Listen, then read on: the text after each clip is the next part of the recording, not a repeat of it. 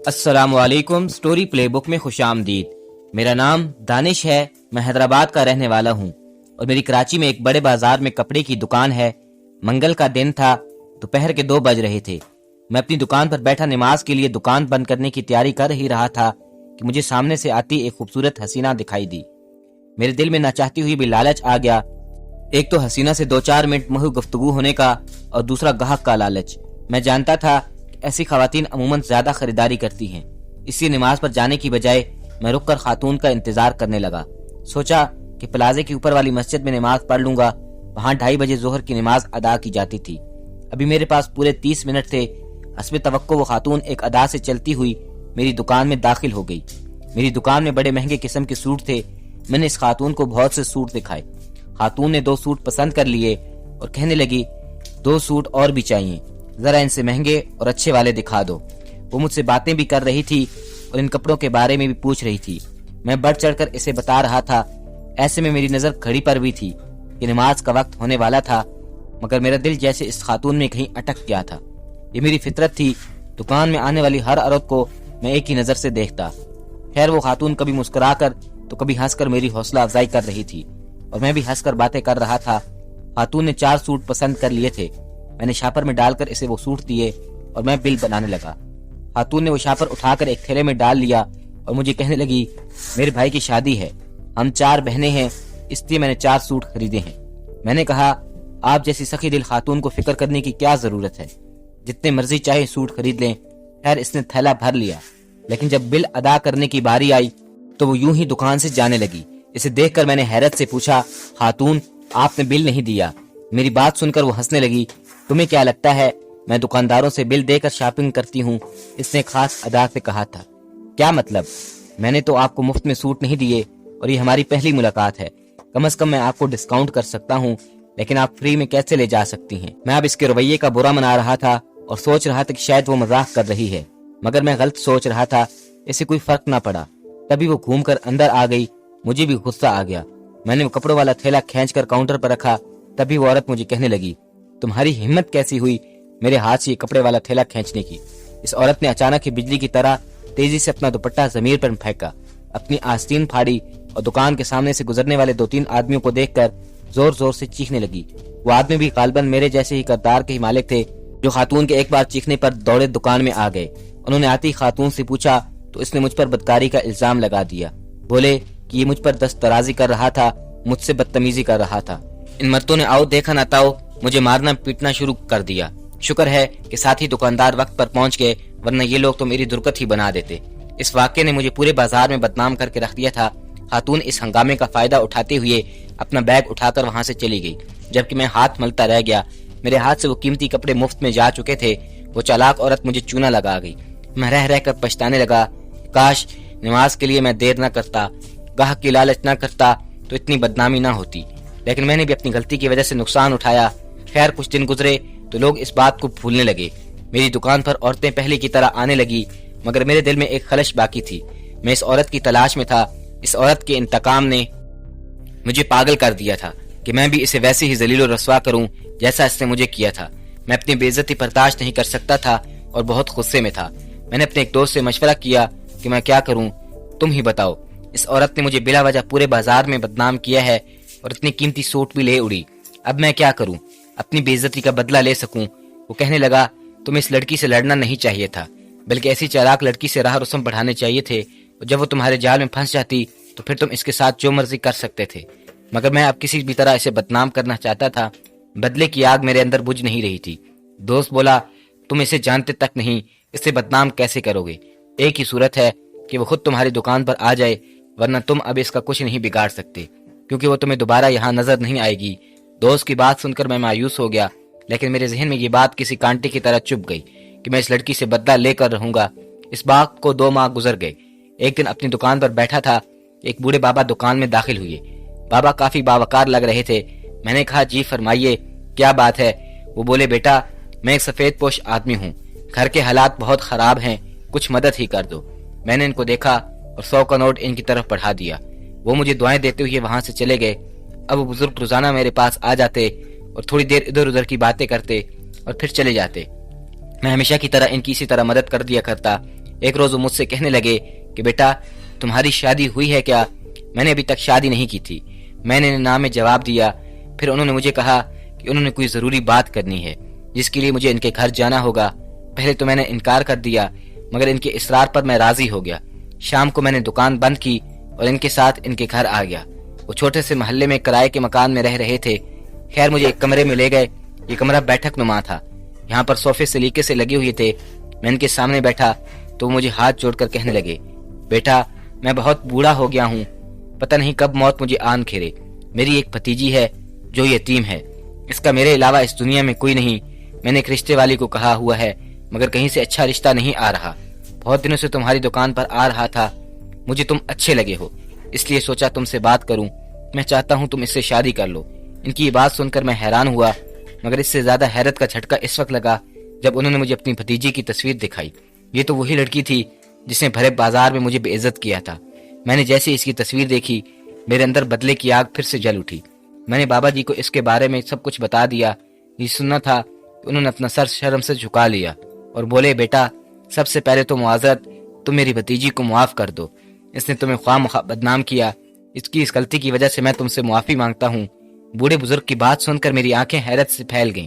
बूढ़े बाबा ने बताया कि वो इस लड़की के चचा हैं और लड़की इनकी पनाह में है। मैंने कहा, बाबा जी मुझे तो इस मसले से कोई फर्क नहीं पड़ा। बाजार में 100 लोग मेरी इज्जत करते हैं, झुककर सलाम करते हैं, लेकिन आपकी भतीजी के इस तमाशे ने यकीनन ऐसे लोगों की नजरों में गिरा दिया होगा मुझे, क्योंकि यहाँ कसूर चाहे मर्द का हो या औरत का, लोग कसूरवार मर्द को ही समझते हैं।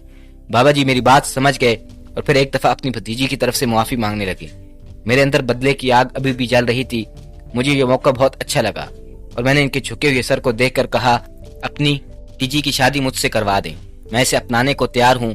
वैसे भी लड़कियों से ऐसी नादानियां हो जाती हैं, इसमें दुख देने वाली कोई बात नहीं। बाबा जी मेरी बात सुनकर हैरान रह गए। मैं अपना पहला पत्ता फेंक चुका था और शायद बुजुर्ग की मर्जी भी यही थी कि वो अपनी भतीजी की शादी मुझसे कर दें, जबकि मेरी नीयत सिर्फ और सिर्फ इंतकाम की थी।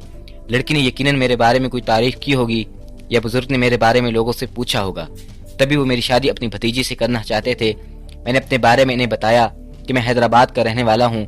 घर में मेरे 2 बूढ़े माँ बाप हैं। मैं इनकी इकलौती औलाद हूँ। मैंने इनसे 2 दिन का वक्त मांग लिया कि मैं शादी करने के लिए तो तैयार हूँ, मगर मुझे अपने घर वालों की रजामंदी के लिए 2 दिन दरकार होंगे।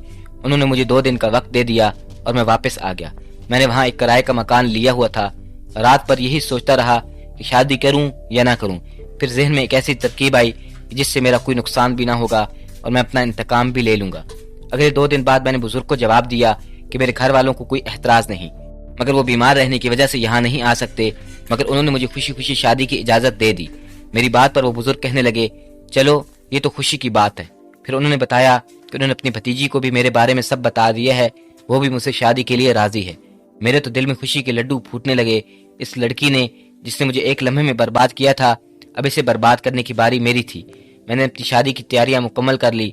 बाबा जी ने खुशी खुशी अपनी भतीजी का निकाह मुझसे तय कर दिया। निकाह की तारीख अगले हफ्ते की थी और फिर निकाह का दिन भी आ गया। मैं अपने चंद दोस्तों के साथ दुल्हा बनकर वहां पहुंच गया। खुशी खुशी मेरा निकाह आलिया से हो गया और वो मेरी दुल्हन बनकर मेरे घर आ गई। मैं तो इसे देखकर जैसे अपने होशो हवास से खो बैठा। शादी की रात इसके चेहरे को देखा तो मैं इसकी सारी गलतियों को एक पल के लिए भूल गया। मुझे ऐसे लगा जैसे आलिया जैसी हसीन लड़की इस दुनिया में मौजूद नहीं। आलिया की मासूम सी सूरत में मुझे एक हसीन बीवी मिल गई, मगर जल्द ही मेरे सर से मोहब्बत का भूत उतर गया। मैं फिर सोचने लगा कि इस लड़की ने मेरे साथ क्या किया था। शादी की रात वो जिन बातों की तवक्को मुझसे कर रही थी, इसकी बजाय मैंने इसे खूब ताने दिए, बल्कि इसे लान तान की और कहा कि वो एक बदकिरदार लड़की है, और ये भी कि मैंने इसे शादी अपनी मोहब्बत की वजह से नहीं बल्कि इसके चचा की भीख मांगने पर की है। आलिया मेरी बात सुनकर रोने लगी, मगर इसके आंसू देखकर मुझे दुकान वाला वाकया याद आ गया जब इसने रो रो कर लोगों को इकट्ठा किया था। मैं बिल्कुल भी इसे जिंदगी गुजारने के लिए अपना साथी नहीं बनाना चाहता था। शादी की रात से लेकर अगले 2 दिन तक मैंने आलिया से कोई बात न की, अलबत्ता अपनी कीमत जरूर वसूल की। इसकी तौहीन करके अपने दिल को सुकून पहुंचाता रहा, मगर फिर भी मेरा दिल खाली खाली सा था। यूं लगता कि आलिया हार कर भी मुझसे जीत गई है। फिर मैं सोचने लगा कि आलिया को भला इस शादी से मसला ही क्या होगा। यूं तो अपने बाप तक के घर में नहीं रहती, चचा के घर में कौन इसका ख्याल रखता होगा।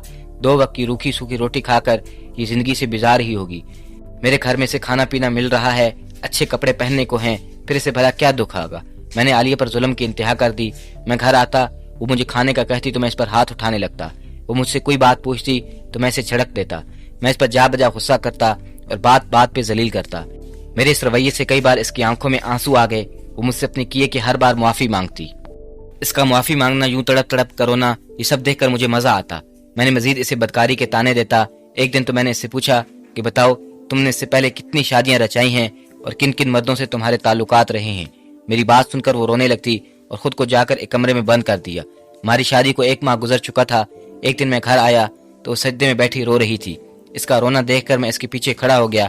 इसने सलाम फेरा तो मैंने गरजती आवाज में कहा, इस नाटक और ड्रामेबाजी का कोई फायदा नहीं। मैं तुम्हारी हकीकत जानता हूँ। तुम एक बरकतदार औरत हो और मर्दों को फंसाकर इनसे माल लूटती रही हो।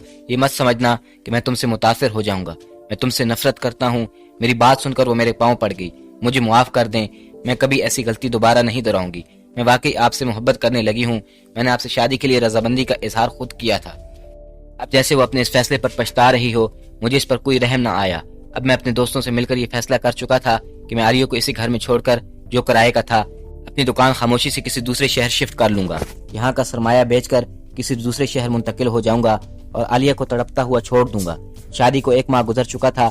मैं से अपना बदला भी ले चुका था। अब मैं इसे जान छुड़वाना चाहता था। इस मंसूबे पर अमल करने के लिए मैं बेताब था। मैं जानता था कि इस अमल से आलिया को जिंदगी भर के लिए सबक मिल जाएगा। वो ना शादी कर सकेगी और ना ही किसी और के काबिल रहेगी। इस मंसूबे पर अमल करने के लिए मैंने अपनी दुकान का सरमाया बेचने का इरादा किया।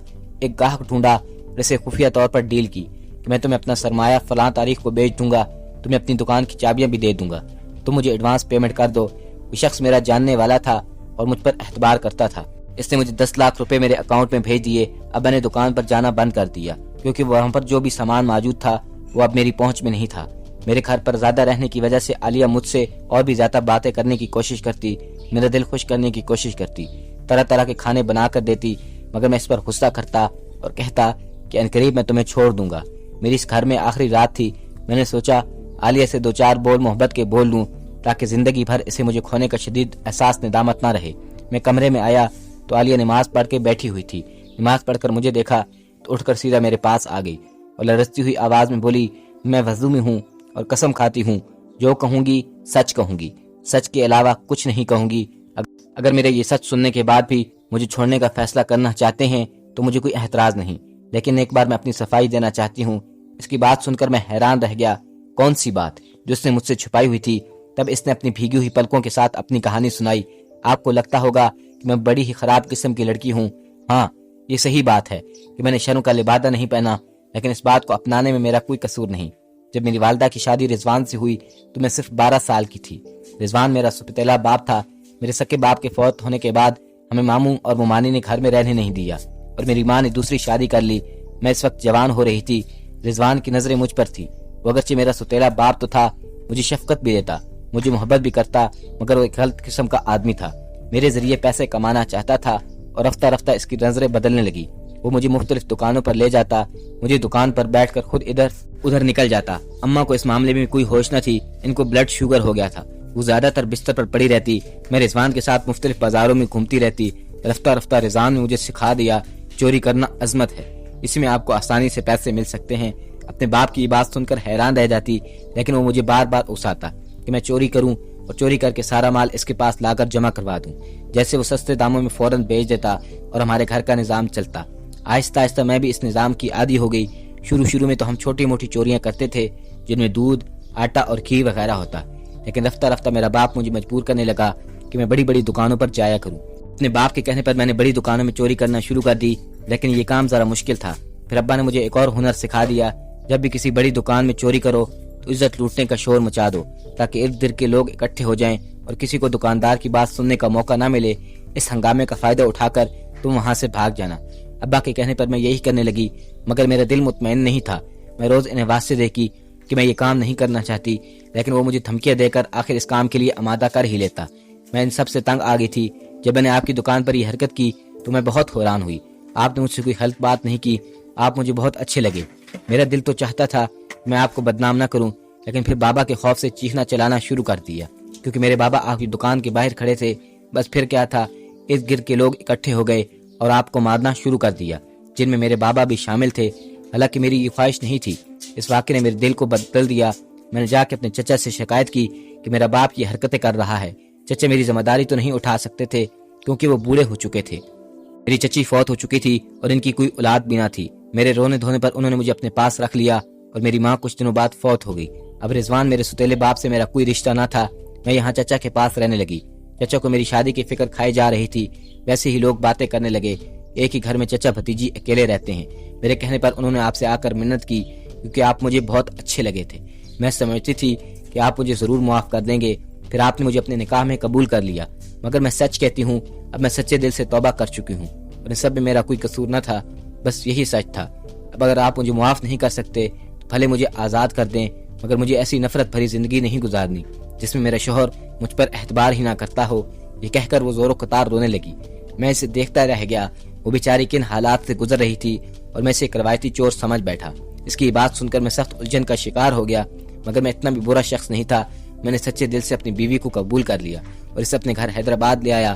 میرے والدین کو مجھ پر غصہ تو بہت آیا، مگر سب حقیقت بتانے کے بعد ان کا غصہ ختم ہو گیا اور انہوں نے عالیہ کو دل سے قبول کر لیا۔ میں نے اپنے دوست کو اس کے پیسے واپس کر کے اپنی دکان واپس لے لی۔ میرا دوست اچھا تھا، اس نے بھی کوئی اعتراض نہ کیا۔ آج اس بات کو 2 سال گزر گئے، اللہ نے ہمیں ایک بیٹی سے بھی نوازا ہے۔ آج میں اپنی بیوی اور بیٹی کے ساتھ بہت اچھی زندگی گزار رہا ہوں۔ دوستو، ویڈیو کو آخر تک دیکھنے کا بہت شکریہ۔ کمنٹس میں بتائیے گا آپ کو یہ کہانی کیسی لگی۔ ملتے ہیں ایسی دلچسپ کہانی کے ساتھ، تب تک کے لیے اللہ حافظ۔